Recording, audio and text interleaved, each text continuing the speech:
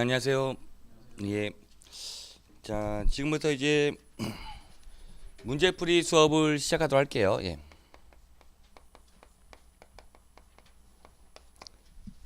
이제 회계학 문제풀이. 그래서 총 이제 우리가 16회에 걸쳐서 문제풀이 수업을 나갈 거고요. 그래서 지금 교재가 오늘 안 나와서 그런데 내일은 교재가 나올 거예요. 그래서 IFRS 이제 몬스터 재무회계 문제편, 재무회계 문제만 이제 있는 그런 교재고요. 3판으로 진행이 될 거고요. 이게 이제 기준서가 이제 좀 우리가 바뀌었잖아요. 그래서 개정된 걸 반영해 갖고 이제 개정된 내용도 들어가 있고, 그다음에 문제도 좀 예상 문제로 만든 그런 교재편이에요. 문제편이에요. 그래서 얘가 이제 우리가 문제 수를 과거보다 좀 늘려서 한 400개 정도 돼요. 문제 400문제. 그래서 재무회계에서 시험에 출제될 수 있는 거의 대부분의 한 95% 이상 의 모든 유형의 문제가 지금 나열되어 있고요. 그 다음에 대부분 좀 기출 문제가 좀 많아요. 근데 과거의 기출 문제 중에 개정으로 인해서 좀 이제 변경이 필요한 부분은 좀 변경을 했고, 그런 부분은 이제 수정이란 단어를 좀 집어넣었어요. 그 기출 거기 표시에다가. 그 다음에 두 번째는 좀 아예 없는 거, 새로 생긴 거, 뭐 수익인식 같은 기준서, 그런 기준서 문제를 그냥 새로 이제 만들어냈고요. 그래서 어쨌든 400여 문제, 좀 기출 문제가 많다. 그래서 이 문제를 우리가 12회에 걸쳐서 우리가 진행을 할 거고, 그 다음에 이제 몬스터 이제 원가 관리회계 편.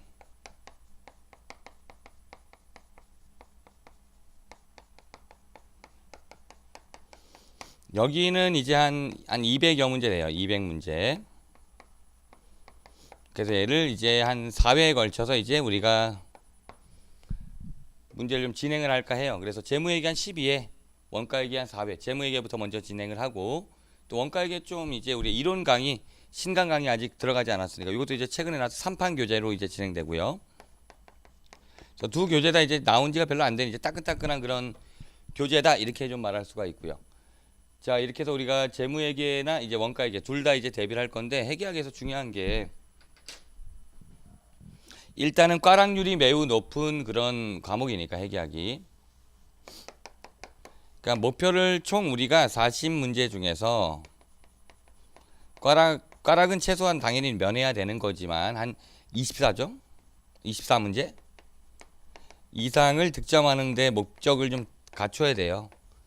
그래서 한 60점 정도는 맞출 수 있게 대비를 해야 돼요. 그럼 원가 관리까지 대비가 돼야 되고, 그래서 여기 있는 내용을 반복적으로 한 여기 문제 반복적으로 시험 보기 전까지 한 최소 한 4회독 이상, 그럼 좀 최소 4회독에서 한 5회독 사이, 5회독 한다 생각하시죠. 뭐 이 정도. 그래서 반복적으로 문제 풀면은 이제 시험에서 안정적으로 60점 받는데 지장이 없을 거라 생각 들어요. 그러니까 여기 있는 문제만 이제 집중적으로 푼다. 또 이게 좀 얇으니까, 기본서에 비해 좀 얇으니까요. 기본서의 활용은 여기 있는 내용들 중에서 좀 모르는 내용이 있다 그럼 좀 이제 보완을 하고요. 지금 이제 11월 달이기 때문에 지금은 버릴 단계가 아니에요. 버리는 건 3월에 버리면 돼요. 3월 달에. 우리가 시험 이제 4월 초에 보면 3월 달에 이제 버리는 거. 지금까지는 모르는 게 있으면 다 가져가려고 노력을 해야 되는 단계예요. 그래서 계속 다 모으고 다 하려고 하다가 마지막에 안 되는 것들을 그때 버리면 돼요. 근데 지금은 여기 있는 대부분의 문제를 우리가 다룬다 생각하면 되고요. 문제를 어떻게 나가냐면, 이 문제풀이에 대한 질문도 좀 많은데, 일단 각각 여기 단원마다 정리가 돼 있어요. 단원별 정리. 뭐 1장이야 사실은 회계 원리 개념이기 때문에 정리가 요약으로 아주 간단히 되어 있지만, 2장부터 재고자산부터 IFRS가 적용되잖아요. 그러면 IFRS 기준서 문구를 가지고 단원별로 정리가 되어 있어요. 시험에 이제 기출된 내용들에 대해서 단원별로 일단 정리를 하고, 그 다음에 이제 문제를 풀어 드릴 거예요. 문제풀이. 문제를 풀 때는 당연히 우리가 계산기를 이용해서 적용하니까 계산기를 빨리 사용할 수 있는 그런 단계로 좀 연습을 할 필요가 있고요. 그래서 동일한 유형의 문제라면 한 문제가 좀 중복될 수가 있으니까 같은 문제는 아닌데 유형이 좀 중복이 되는 거죠. 그럴 때는 막 계속 반복되는 유형이라고 한다면은 한 그게 한 5문제 있다면 한 2~3문제 정도 풀고 첫 문제는 이제 우리 FM으로 풀고 두 번째, 세 번째부터는 좀 더 빨리 푸는 방법을 설명을 할게요. 예, 그래서 문제 푸는 방법을 문제를 푼다. 그러니까 복습할 때는 예습까지는 좀 힘들 수 있고 복습을 위주로 하세요. 복습. 그래서 제가 할 때 정리해서 수업을 들으면 정리를 한번 하시고 정리하는 내용이 좀 머릿속에 들어와야 돼요. 정리하면서 과거 이론에 했던 내용들이 좀 이렇게 정리가 되는 그런 형국이 돼야 되고 그다음 복습하면서 그다음에 이제 제가 문제 푸는 거 이제 확인해 본 다음에 나중에 복습하고 한 그 11, 12월 달에 최소한 2회독 정도, 2회 정도 문제를 같이 풀어본다 이렇게 생각해 보면 될 것 같아요. 제가 한 번 풀면 복습을 한 2번, 그 1, 2월 달에 한 2번 정도 더 하시고 3월 달에 또 한 번 정도 해서 최소한 5회 정도 복습한 회계학에서 좀 자신을 얻을 수 있을 것 같아요. 그러면 본격적으로 문제를 풀어보도록 하죠.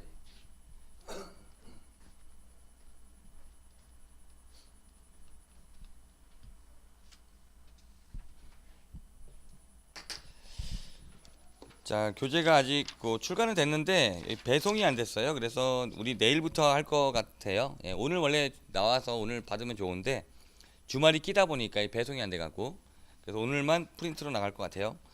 근데 혹시 몰라서 내일까지 범위를 프린트로 정리한 거예요. 자, 그럼 처음에 2페이지 보시죠. 회계 원리로 되어 있는 부분. 이 부분에서 관세사가 출제 가능한 게 2가지 유형 정도 가능해요. 첫 번째가 단기 순이익을 계산하는 거. 이런 유형이 좀 많이 나왔고 사실은.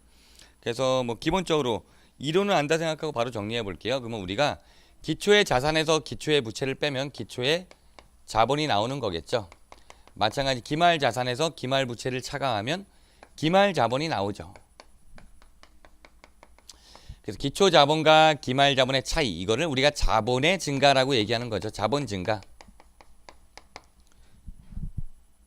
그리고 그 얘기, 그 다음에 질문 같은 것, 뭐 이제 특히 온라인 듣는 학생들 질문이 있으면은 이제 다음 카페가 있어요. 여기다가 질문 올려주세요. 학원 게시판에 올리면 제가 답변을 잘 안 달아요.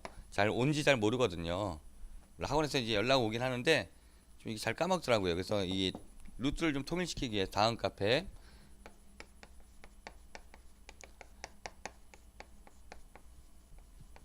세무 스터디란 카페가 있어요. 그래서 여기다가 질문을 올려주세요. 질문 있으면. 그러면 답변을 못해도 한 늦어도 이틀 안에는 답변을 달라고 노력을 할게요. 뭐 질문이 너무 많을 때는 좀 그렇지 않다 하더라도 웬만하면 이제 답변을 달도록 하고 빠른 시일 내에 그 다음에 이제 앞에 관세사를 써주는 게 좋으시겠어요.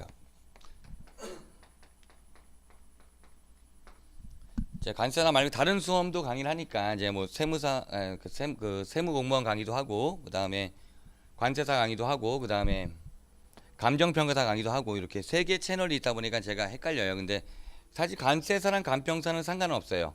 같은 교재를 사용하니까. 근데 좀 거기 질문하는 학생들 대부분 공무원 준비하는 학생들이라 교재가 틀리거든요. 그래서 그 관세사를 안 붙이면 이제 공무원으로 이제 간주해서 답변을 달 수가 있어서 관세사를 붙여주시고 질문 올려주시고 사진을 찍어서 올려주시면은 좀 답변이 좀 빠르겠어요.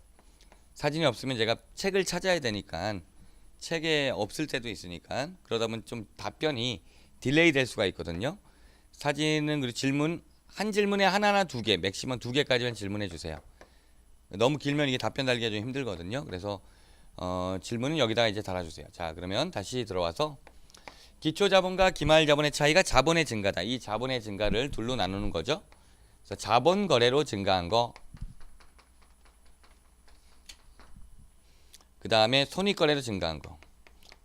그래서 제가 여기 질문방을 여기를 좀 이용해서 최대한 많이 활용해 주시고요. 나중에 작년에도 학생들의 질문이 있어갖고 그건 마지막에 하는 건데 이 문제집을 기준해서 반드시 풀어야 될 문제가 어떤 거냐 찍어달라고 좀 했거든요. 그래서 그거는 이제 마지막에 한 3월 달에 찍어 드릴게요. 그거는 지금 찍으면 의미가 없어요. 지금 찍으면 그럼 안 하게 되니까 다른 문제를 안 풀고 싶으니까 그건 최소한이에요. 그거는 이 40점이죠. 꽈락을 걱정하는 학생들이 그걸 갖고 하는 거지. 최후의 수단으로 마지막. 그러니까 그건 마지막에 하면 될 것 같고, 그 다음에 이제 문제 분석한 것도 있고, 여기 카페에는 관세사나 간평사 기출 문제도 몇 년도부터 있는지는 정확히 모르겠는데 한 2013년부터는 있는 걸로 같아요. 그래서 5년치, 5개년치는 쭉 간평 관세사가 기출 문제도 좀 있거든요. 그것도 좀 확인해 볼 수 있고 여러 가지 좀 자료가 많아요. 근데 제가 이게 여러 가지가 좀 통합되어 있는 형태라서 이거를 이제 검색어를 이용해서 좀 검색하시면 될 것 같아요. 관세사 치면 관세사 관련된 게 많이 나오겠죠. 예. 그렇게 해서 뭐 검색하면은 좀 찾아볼 수 있고. 자, 다시 돌아오면은 이제 그래, 자본 증가, 자본 거래로 증가, 손익 거래로 증가 이렇게 둘로 나눌 수 있고, 이 자본 거래로 증가하는 것들이 이런 거죠. 증감이라 쓰는 게 좀 맞겠네요. 자본 거래, 아이고, 자본 거래 증가, 자본 거래 쓰죠. 손익 거래.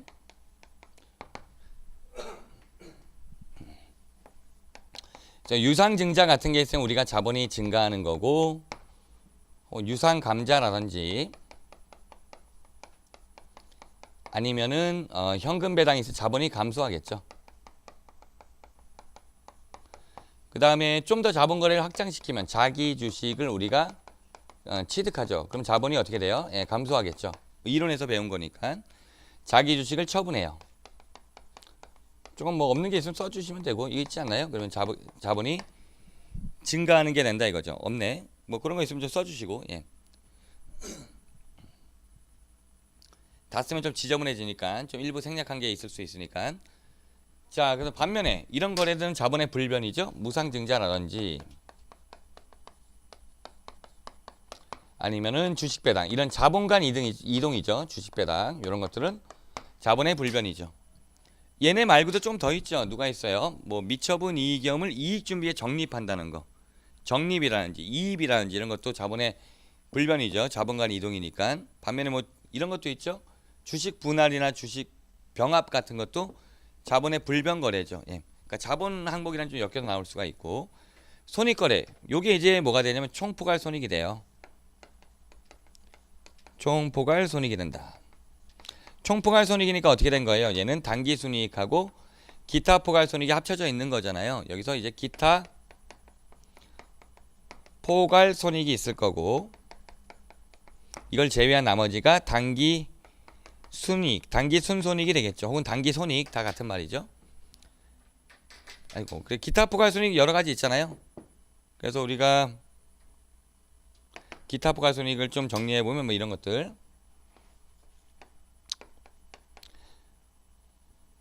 FV, 뭐 OCI, 금융자산 평가손익.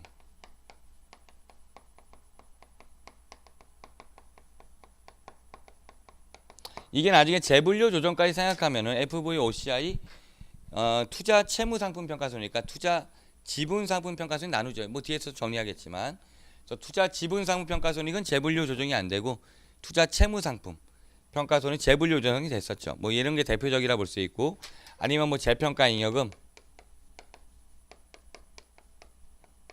등등이 좀 있죠. 예, 등등. 그래서 뭐 말로만 좀 정리해 보니 뒤에서 정리하는 챕터가 있으니까. 또 뭐가 있어요? 이거 말고 해외 산업장 재무제표 환산 손익도 있고, 그 다음에 또 이제 뭐 현금 흐름 위험 회피의 효과적인 파생 상품 평가 손익도 있고요. 순학정 급여 부채 재측정 손익 뭐 이런 것들도 여기에 속할 수가 있고요.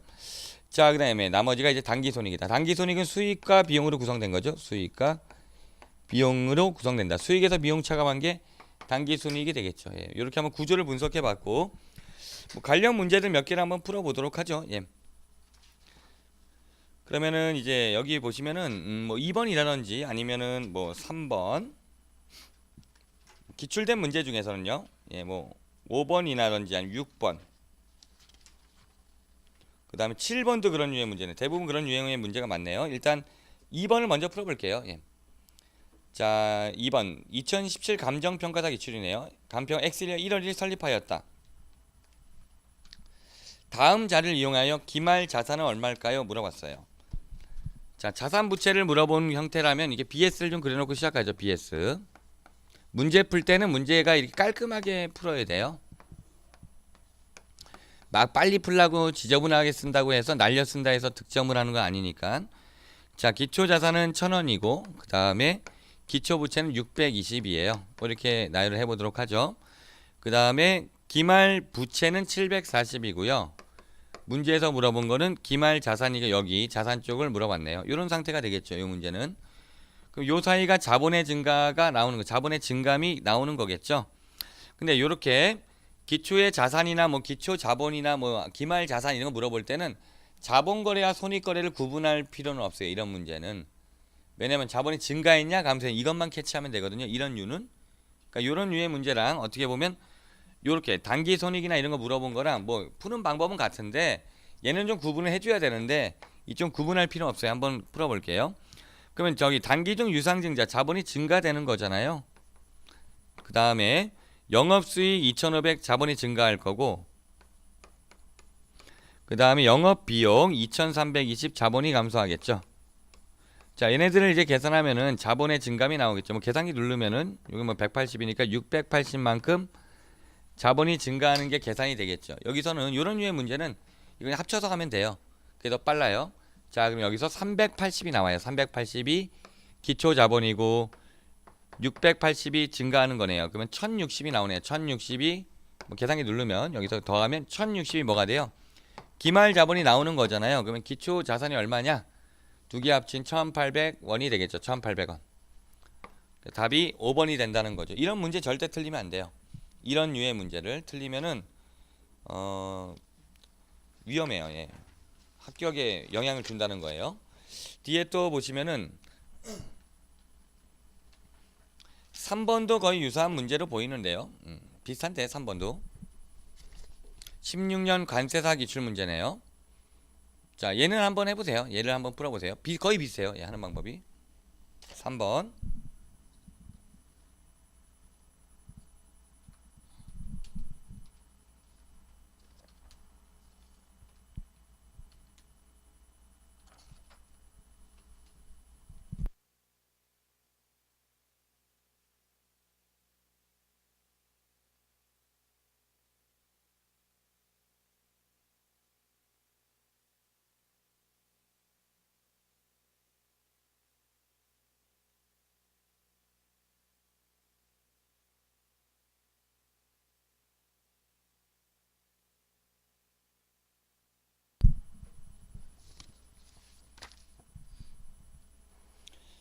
자, 같이 풀어볼게요. 얘도 물어본 게 끝에 보니까 기초 부채를 물어봤죠. 뭐 이런 거는 BS를 그려놓는 게 좀 좋아요. 기초, 그 다음에 기말,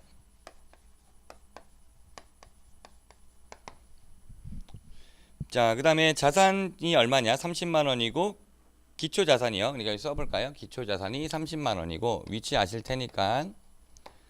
자, 그 다음에 기말 자산과 기말 부채는 50만 원과 20만 원이다. 자산, 기말 자산, 기말 부채를 옮겨놨어요. 자, 그 다음에 유상증자 등이 있네요. 유상증자, 현금 배당. 자, 얘는 이제 여기 자본의 증감을 나타내겠죠. 기초 자본과 이 기말 자본의 차이가 되겠죠. 얘도 많이 구분할 필요는 없어요. 그래서 유상증자가 5만 원이다. 자본을 5만 원 증가시킬 거고 그 다음에 이제 얼마예요? 현금 3만 원 현금 배당이다. 자본을 감소시킬 거고 자, 그 다음에 단기 순이익이 12만 원이다. 12만 원만큼 자본을 증가시키겠죠. 자, 이렇게 옮겨보면 자, 이제 나머지 이제 계산기 눌러 풀면 되는데 여기는 이제 50만 원에서 20만 원 차감하니까 30만 원이 기말 자본이 되는 거고 요 계산기 누른 거예요. 제가 계산이 빨라요. 이게 14만 원이 되는 거고 합치면 그럼 여기는 14만 원이 더해서 얘가 나온 거니까 이쪽이 14만 원이 적다는 거잖아요. 그러니까 이게 16만 원이 되는 거고 X가 되는 거니까 기초 부채 물어봤는데 14만 원이 답이겠죠. 이런 거 뭐 쉬운 거잖아요. 자, 그 다음에 한 두 문제만 더 풀어보죠. 뭐 비슷하니까. 5번 문제. 자, 5번 문제는 같은 형태인데 거기 보면 끝에 단기 순이익이 얼마냐 이렇게 물어봤죠. 얘는 조금 구분할 필요가 있어요. 얘를 한번 볼게요. 자, 이렇게 생겼으면은 이제 기초에 있는 데이터를 갖고 기초 자산에서 기초 부채를 빼면 이런 게 이렇게 바로 풀 수가 편하죠. 기초 자본과 기말 자본을 바로 찾자.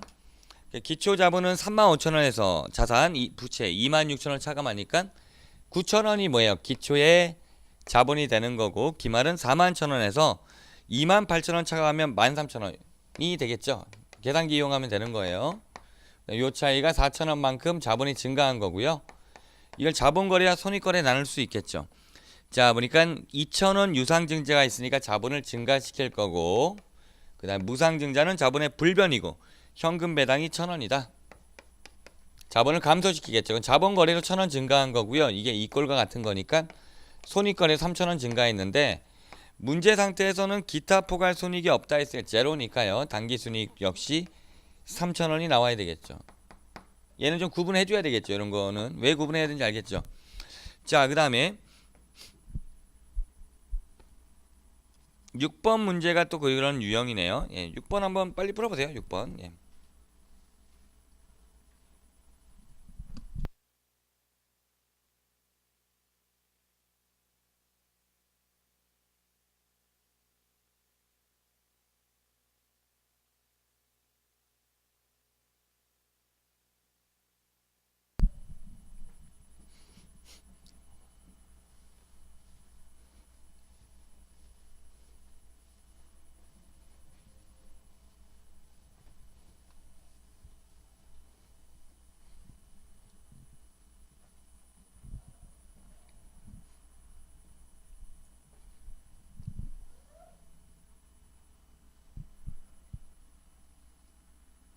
자, 같이 볼게요. 예.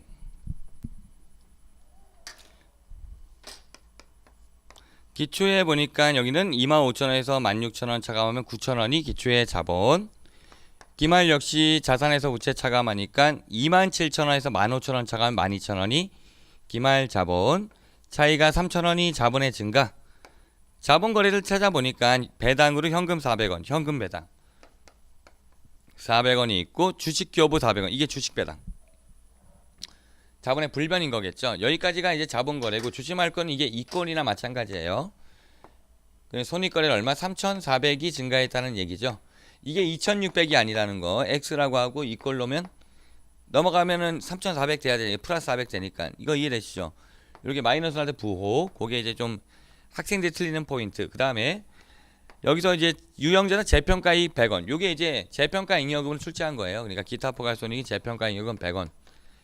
100원이니까 이꼴 여기는 얼마? 당기순이익은 3,300원이 된다. 뭐 이렇게 풀면 돼요. 뒤에 뭐 한 문제 더 있는데 그건 여러분들이 풀어도 될 것 같고요. 자, 결산 부분은 뭐 바로 문제를 풀죠. 결산 설명하기가 설명하면 끝도 없으니까 사실 결산 부분은.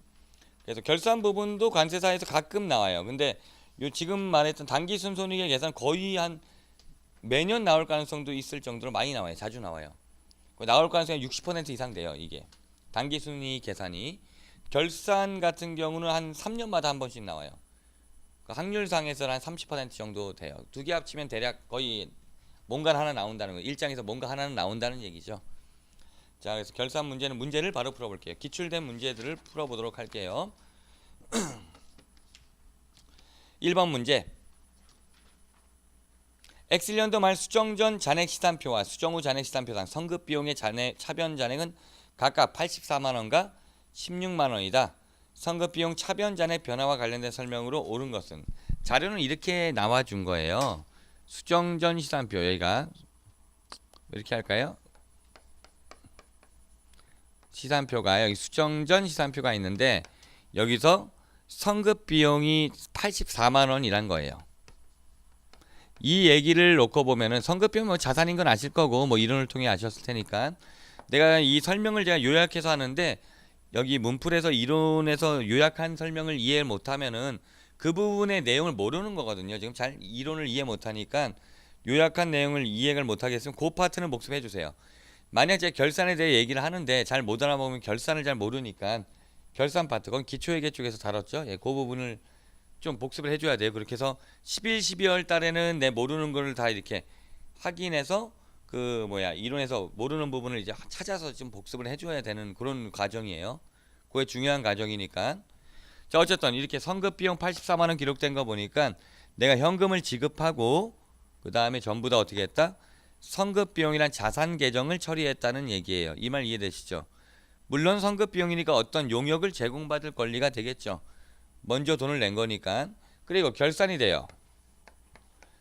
출제자는 지금 현재 일부만 알려주고 있어요. 일부만. 선급 비용에 대해서. 자, 선급 비용 보니까 16만 원이라고 되어 있죠. 그렇다면 이 얘기는 84만 원 중에 16만 원은 남아 있다는 거죠. 아직 기간이 지나지 않았다는 거고, 그렇다면 나머지 부분은 비용이라는 얘기죠. 요 차액만큼 비용이다. 기간이 경과된 부분이다. 그럼 84만 원과 16만 원의 차이가 되겠죠. 68만 원이 되네요. 68만 원. 아이고 68만 원은 비용이다 이런 얘기예요. 요게 숨어져 있다. 그러면 결산 분계는 어떻게 한다? 얘로 만들어 주는 게 결산 수정 분계가 된다. 기말 결산 수정 분계로 들어가면 먼저 선급 비용이 16만 원 돼야 되잖아요. 68만 원이. 그러면 자산은 얼마? 68만 원만큼 결산 분계에서 감소시킨다. 그럼 이렇게 바꿔주려면 차변에는 비용이 돼야 되겠죠. 이게 무슨 비용인지 잘 모르겠어요. 뭐 보험료 같은 게 되겠죠. 가령. 예. 근데 비용이 얼마? 68만 원이 증가해야 된다. 이게 기말 결산 분계라고요. 그래서 옳은 거 답이 4번만 되죠. 비용이 68만 원 감소한다. 1번은 자산의 변화가 있어요. 없는 게 아니라. 이 말 이해되시죠? 이게 틀리고 뭐 금액도 좀 차이가 있고. 그다음에 2번은 자산이 68만 원이 증가가 아니라 어떻게 돼요? 68만 원이 감소해야 되니까 틀린 말이고, 3번은 이익이익이 16만 원 증가한다. 아니죠. 여기 이익이익은 어떤 걸 의미하냐면 이 단기순이익이 뭐가 돼요?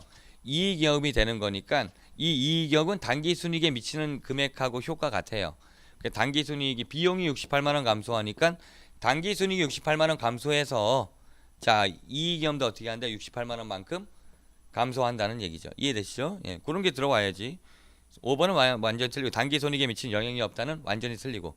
그래서 보기들이 이해가 돼야지. 안 되면은 뭐 문제 외워서 푸는 밖에 안 되는 거니까. 예. 그래서 이런 부분은 사실 이제 공무원 강의 같이 하니까 이런 부분은 공무원 쪽에 나오는 그런 내용들이 좀 영향을 받는 게 많아요. 출제 교수가 거의 비슷하다 이거지. 그러다 보니까. 그래서 3월 달에 그 뭐죠?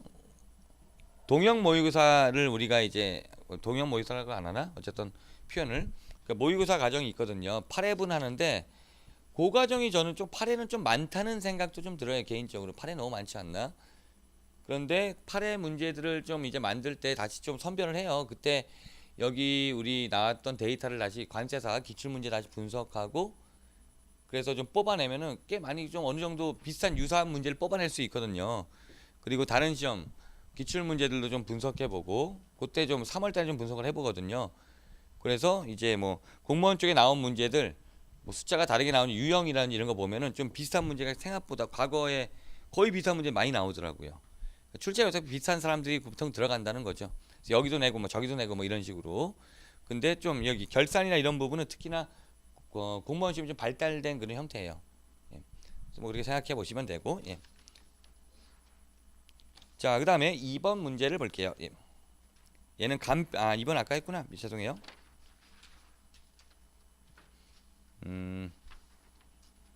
자, 8번 보죠. 예. 나머지 안 푼 거는 여러분들한테 맡길게요. 어차피 지금은 그런데 지금 여기 우리 프린트는 지금 문제 그게 없어요. 뭐라 그러지? 지금 현재 답이 없지. 해설도 없고. 근데 이제 교재 생기면 생기거든요. 그러니까 오늘은 그냥 풀어보세요. 답만 불러드릴게요. 일단 안 푼 것 중에 4번 있죠? 4번은 2번이에요. 답이 4번은 답이 2번이에요. 체크만 해놓고 해설이나 이런 거는 우리가 내일 책 나오면은 거기 해설도 있고 답도 있고 다 하니까. 근데 지금 없어갖고 오늘 복습할 게 없어서 지금 불러드린 거예요. 그 다음에 아까 5, 6번 했잖아요. 그 다음에 7번은 2번이에요. 7번은 2번. 그 다음에 9번은 1번이에요. 9번은 1번. 예. 저랑은 같이 8번을 풀어볼게요. 이 관세사에 나온 거잖아요. 17년도에 나왔는데 한번 보죠. 차라리 뭐 이런 것들이 사실은 아까 전에 공무원 시험 같은 데서 이 8번 같은 유형이 많이 나와요. 생각보다. 그래서 관세사 시험도 나온 것 같긴 해요. 제가 볼 때는.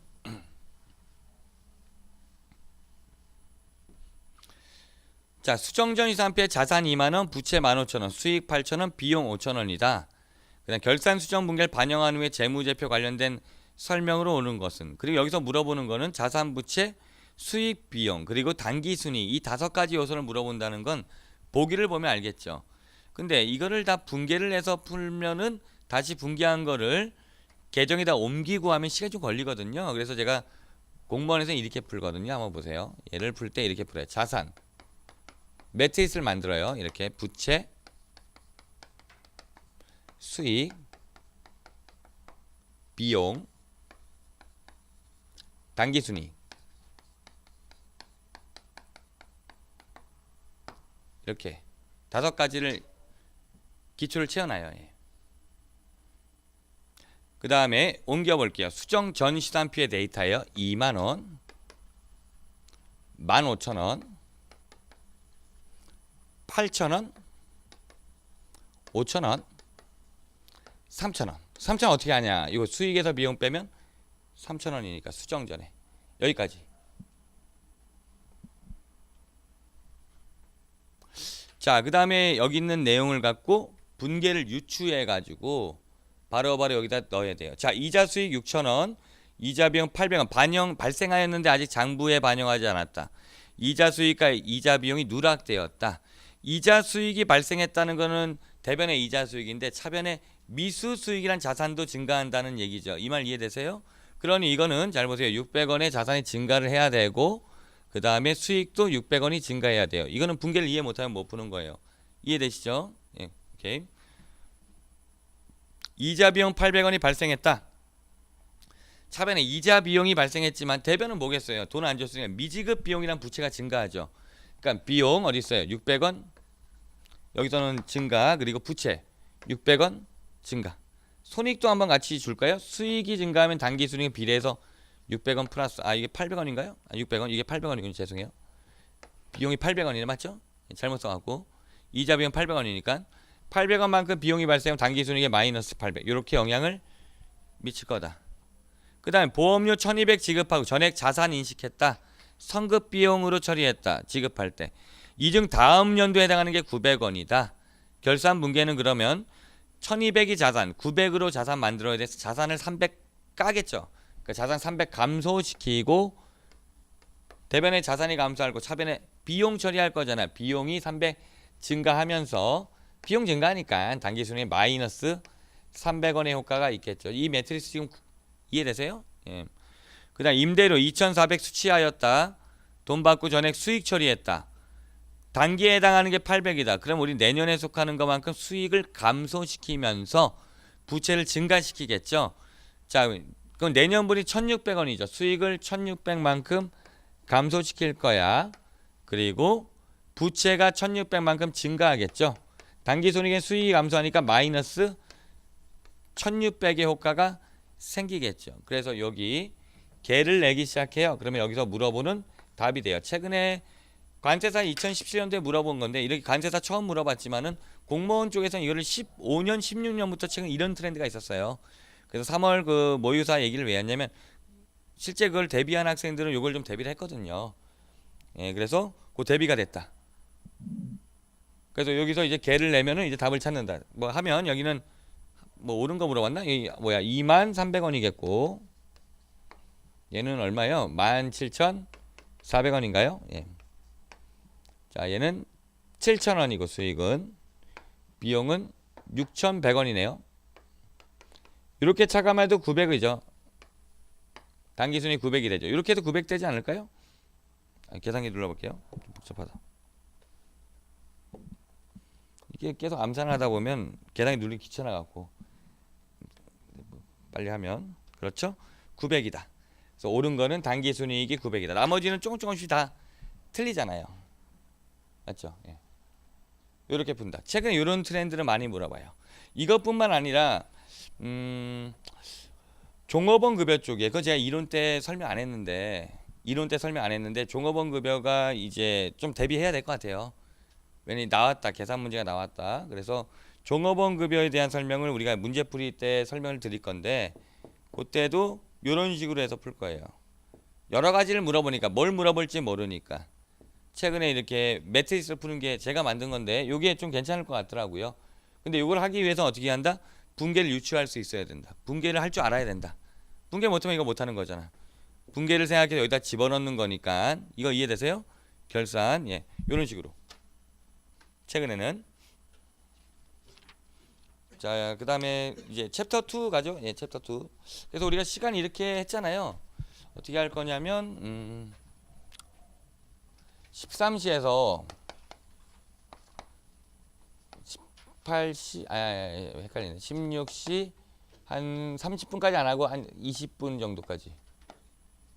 그래서 이제 월요일, 화요일 문제풀이 이렇게 두 타임 할 건데 보통 3시간을 하잖아요. 3시간. 3시간을 하면은 실제로는 3시간 못해요. 쉬는 시간이 껴 들어가니까. 근데 이렇게 하면 정말 쉬는 시간 포함해 거의 3시간에 육박하게 할 수 있거든요. 그래갖고 하는 이유가 간평사에서는 제가 재무회계를 16회예요. 원가회계는 6회 하고요. 좀 많잖아. 같은 책을 갖고 그러니까 관세에서는 그 시간이 안 나온다는 얘기잖아요. 16회 안에 그 커리큘럼을 끝내라 그러니까 그러다 보니까 조금 이걸 늘릴 수밖에 없어요. 시간을 조금 늘려서 좀 더 할 수밖에 없다. 그래서 최대한 뭐 그렇게 진행하면 될 것 같고요. 자, 그다음에 이제 재고자산 쪽 파트 여기는 이제 IFRS 기준서가 영향을 받는 곳이죠. 예. 자, 거기 펴시고 예. 정리하시고 30초만 있다가 예. 정리할 거 정리하시고. 근데 나중에 보시면 이런 게 다 이제 거의 해설에 있어요. 안타깝게 오늘 교재가 배송이 안 된 거예요. 나오긴 나왔는데 예, 배송이 안 된 거예요.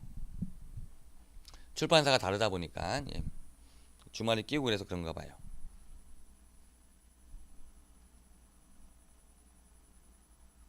자 이제 10페이지 볼까요? 재고자산 재고자산 기준서 한번 쭉 정리를 해볼게요. 말로 하는 게 좀 정리됐으면 좋겠어요. 자 10페이지 정의 재고자산은 주된 영업활동을 하기 위해 보유하고 있거나 생산 중에 있는 자산. 키워드가 영업활동에 위해 보유하는 자산이 재고자산이라는 거. 그 다음에 1번 정상적인 영업까지 판매를 위해 보유하는 자산. 판매가 핵심이잖아요. 얘가 누구예요? 바로 상품이라든지 제품이 여기에 속하겠죠. 자 2번 정상적인 영업까지 판매를 위해 생산 중인 자산. 제공품을 말하는 거겠죠. 3번은 생산의 용역 제공에 사용된 원재료나 소모품, 원재료, 소모품을 말하겠죠. 자 재고자산의 취득 원가. 자 재고자산 취득 원가는 매입 원가, 전환 원가 및 재고자산 현재 장소, 현재 상태에 이르게 하는데 발생한 기타 원가를 모두 포함한다. 동그라미 1번이 매입 원가에 대한 설명이고요. 동그라미 2번이 전환 원가에 대한 설명, 동그라미 3번이 기타 원가에 대한 설명이에요. 1번 매입 원가. 자 보면 재고자산 매입 원가는 매입 가격의 수익관세와 재세금, 매입운임, 하용료 및 재고자산 완제품, 원재료 및 용역의 취득 간에 직접 관련된 기타 원가를 가산한 금액이다. 매입 할인, 리베이트 및 기타 유사한 항목을 매입 원가 결정할 때 차감한다. 어쨌든 뭐 대부분 계산 문제야 매입 원가로 나올 거니까 이 매입 원가는 좀 줄여서 말하면은 매입액에다가 재고자산 매입에다가 취득 부대비용이라 표현하는 거죠. 취득 과정에서 불가피하게 발생하는 지출들, 취득 부대비용을 더하고 매입 애누리, 매입 환출, 매입 할인 등을 차감한 금액이 되겠죠. 그래서 요 내용을 얘를 이렇게도 말하죠. 얘를 순매입이라 그러죠. 순매입. 순매입액을 취득원가로 한다. 취득 부대비용이라 하면 취득 과정에서 불가피하게 발생하는 지출. 그러니까 여기 있는 뭐 재세금, 뭐 수익관세, 재세금, 매입운임, 하용료 이런 것들이 대표 예시라 볼 수 있죠. 다만 여기 재세금에선 과세상급부터 추, 환급받을 수 있는 금액은 제외한다. 그러니까 여기 취득원가가 될 수 있는 애는 어떤 거예요?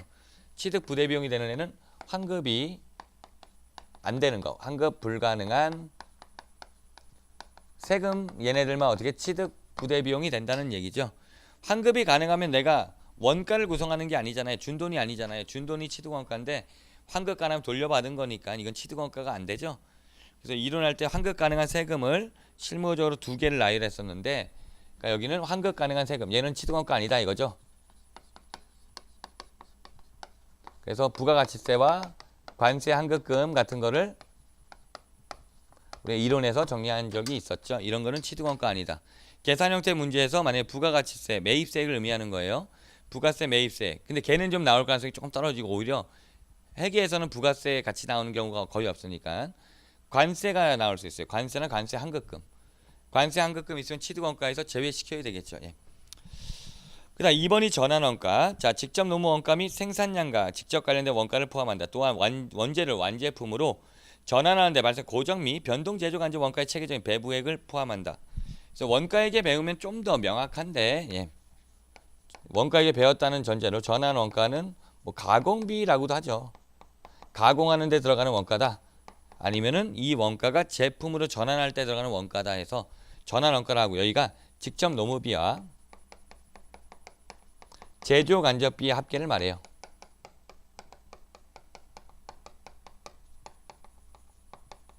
조금 부족한 부분은 원가액에, 물론 제목에서 좀 얘기를 했으니까 이런 설명을, 직접 노무비나 제조 간접비를, 자, 제조 간접비의 이제 합계니까 플러스. 예. 근데 제조 간접비는 배부하는 원가예요.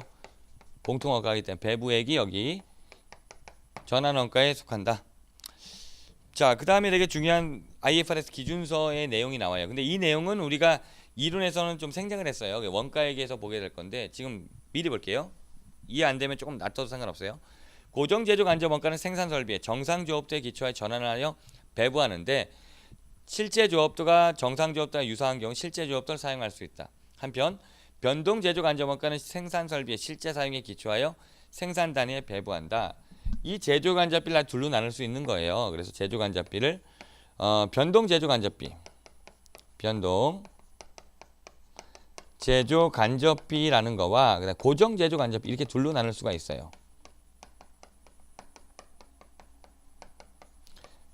변동비라고 하는 것은 간단하게 설명하면 이 생산량에 비례해서 발생하는 원가예요. 많이 만들수록 더 들어가는 원가, 이게 변동비로 생각하면 되고, 수업 목적에서 변동 제조 간접비는 전력비, 전기 사용량 이런 걸로 이해하면 될 것 같아요. 공장에서 물건을 많이 생산하면 생산할수록 전력 사용량을 많이 써야 되겠죠. 그리고 대표적인 변동 제조 간접비가 되는 거고, 그 다음에 고정 제조 간접비의 대표적인 게 얘는 고정비니까 생산량과 무관하게 발생하는 원가, 공장 임차료, 공장 감가상각비 이런 것들이에요. 이건 많이 만든다고 많이 발생하는 건 아니잖아요. 자, 변동비와 고정비의 구분도 원가액에서 좀 더 우리가 많은 시간 할애해서 설명을 드릴 거고, 어제 둘로 나눌 수 있는데 조업도의 적용이에요. 조업도의 적용. 나중에 보면 얘가 제조 간접비를 배부하려면 조업도로 나눠줘야 되는데, 이 조업도의 기준이 변동비니까 실제 조업도를 적용하겠다 이거죠. 실제 조업도, 실제 사용량. 근데 고정 제조 간접비는 실제 조업도와 무관하게 발생한다 그랬잖아요. 많이 만들든 적게 만들든 임차료 똑같이 드니까. 그래서 얘는 IFRS가 정상 조업도를 사용한다라고 얘기한 거예요. 정상 조업도. 원가액에선 최대 조업도라 표현하는데, 정상 조업도는 최대 조업도의 한 80% 정도. 그다음에 극장 학원이라 그러니까 학원에 예를 100석이 있어요. 100명이 들어갈 수 있는 그런 교실을 만들어요. 그러면 이 교실은 100명이 최대 조업도가 되는 거잖아요. 근데 실제 학생이 예를 20명 있어. 그러면 실제 조업도는 20명이잖아요. 하지만 학원 뭐 임차한다고 임차료는 똑같이 들어가잖아요. 20명의 학생이 있든 100명의 학생이 있든 이건 똑같이 발생하는 거잖아요. 이 말도 이해되시죠? 자, 그런데 변동 제조 간접비는 변동비와 관련해 발생하니까, 지금 우리 여기로 본다면 뭐 이런 거 변동비가 이 뭐 프린트기에 복사하고 이게 변동비잖아요. 실제 학생하고 비례하겠죠. 이거는 고정 제조 간접비는 그런 게 아니다. 실제 학생 수랑은 상관이 없다. 그러니까 이거는 최대 조업도를 기초로 해서 만들었을 거예요. 근데 정상 조업도는 최대가 100명 다 있으면 너무 힘들잖아. 그러니까 80명 정도 넣겠지. 그러니까 최대 조업도의 한 80%라고 이해하면 돼요. 어쨌든 실제치는 아니다. 정상 조업도를 사용한다. 그런데 이렇게 된 거죠. IFRS가 실제 조업도와 유사하면 실제 조업도를 사용할 수도 있다라고 한 거죠. 이런 식으로. 지금 이 말이 그렇게만 좀 정리해 놓고 한번 다시 읽어볼게요. 정리를 해주시고. 이상한데 좀 이상해요. 일로 강변역으로 오고서 학생이 우리 더 많아요. 실강 학생이. 근데 안 와. 어디 가는지 모르겠어. 아니 그것도 아닌 것 같아요. 그것도 아닌 것 같아요. 그 동영상 듣나 봐. 잘 모르겠어. 뭔가 봐. 모르겠어. 아직은 뭐 예측이 안 돼요. 뭐 온지 별로 안 돼 갖고 뭐 모르겠어. 여러분들 얘기하면 안 돼. 여러분들 안 올까 봐. 모르겠어. 이게 더 싼가 봐. 동영상 모르겠어. 나도 왜 그런지 가격표를 몰라서 뭔가 있나 봐. 잘 모르겠어요. 분석이 안 돼요. 학원의 그 가격 정책을 몰라서.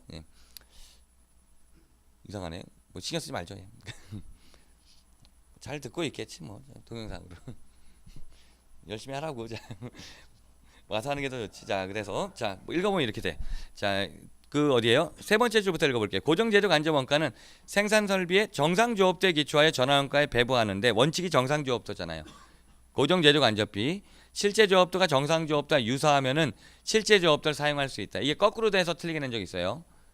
고정 제조 간접비는 실제 조업도를 하는 게 아니야. 정상 조업도로 하고 예외가 비슷하면은 실제 조업 사용할 수 있는 거고. 한편 변동 제조 간접 원가는 생산 설비 실제 사용에 기초하여 각 생산단에 배부한다. 이게 실제 조업도를 사용한다는 거잖아요. 이 내용만 정리하면 돼요. 말 문제로. IFRS에서 나중에 원가 얘기할 때 이 내용 좀 더 이해하자고요. 변동비나 고정비에 대한 얘기에 좀 더 설명을 해서.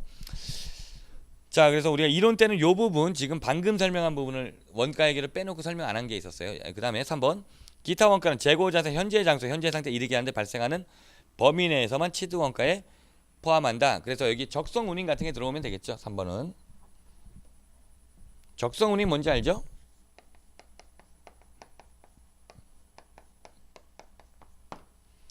위탁자가 수탁자한테 보낼 때 운반비가 들어요. 그 운임을 적성 운임이라 그러죠. 그럼 어떻게 한다? 위탁자의 재고자산 원가로 적성 운임을 처리한다. 수익 파트에서 배운 적 있어요. 왜? 위탁자는 수탁자 창고까지 들어가는 게 자기가 본인이 여기 현재 상태, 현재 장소에 이르게 하는데 발생하는 원가에 속하기 때문에 그렇다고 이해하시면 되고. 자, 2번은 발생 즉시 비용으로 인식하는 원가. 1번 재료원가, 노무원가 및 기타 제조원가 중 비정상적으로 낭비되는 부분. 비정상적으로 낭비되는 부분을 밑줄 치면 되고, 뭐 자산성이 없다 이렇게 이해하면 되겠죠. 2번 후속 생산 단계에 투입하기 전에 보관이 필요한 경우 이외의 보관원가. 실제 말 문제가 나와도 이렇게 나올 텐데 얘가 2번이 여기 얘가 후보관료라고 우리가 정리한 적이 있어요. 그래서 얘는 취득하는 과정에서 들어가는 보관료가 아니라 취득 이후에 발생하는 보관료다 이 얘기고. 그래 취득 이후에 발생한 거니까 비용 처리한다는 거고. 3번 현재 장소에 현재상 이르게 하는데 기여하지 않은 관리 간접 원가. 기여하지 않은 관리 간접 원가니까 취득 원가 아니고. 4번 판매 원가. 판매 원가의 대표적인 게 판매 수수료, 판매 운임 대표적이죠. 판매 수수료, 판매 운임. 자, 넘어가시면 판매 운임, 판매 수수료. 자, 넘어가 반가로 2번 차입 원가, 이자 비용을 말하는 거죠. 유형 자산할 때 이 부분을 봤는데 단기간 내에 생산되거나 제조되는 재고 자산을 제외한 재고 자산의 경우에 따라 적격 자산이 될 수 있다. 우리가 이자 비용은 원칙이 비용이라 그랬어요. 일정 요건이 충족하면 자산의 취득 원가, 자산 처리한다. 그를 자본화 차입 원가라 그랬고요. 그 자본화의 요건 중에서 일단 상당 기간이 소요돼야 되고, 그 다음에 두 번째가 금융 자산이라든지 아니면 단기간에 생산되는 재고 자산은 제외한다 그랬어요.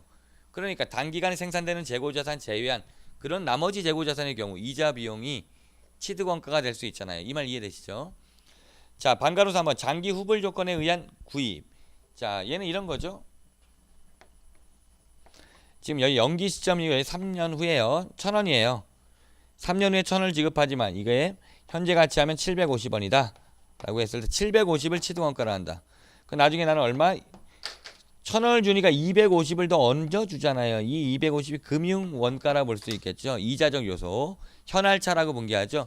250은 우리가 3년에 걸쳐서 이자 비용으로 인식하는 거잖아요. 그래서 읽어보시면 계약이 실적으로 금융 요소를 포함하고 있다면 해당 금융 요소는 금융이 이루어지는 기간 동안 이자 비용으로 인식한다. 이 말 이해되시죠? 즉 다시 말해 취득원가에 포함되지 않는다는 얘기잖아요. 예, 그 다음 4번 용역 제공 기업의 제조원가의 취득원가는 서비스업이 재고자산 가지고 있다면 이는 제조원가로 측정한다. 제조원가니까 직접 재료비, 직접 농업비, 제조간접비 합계가 되는 거고.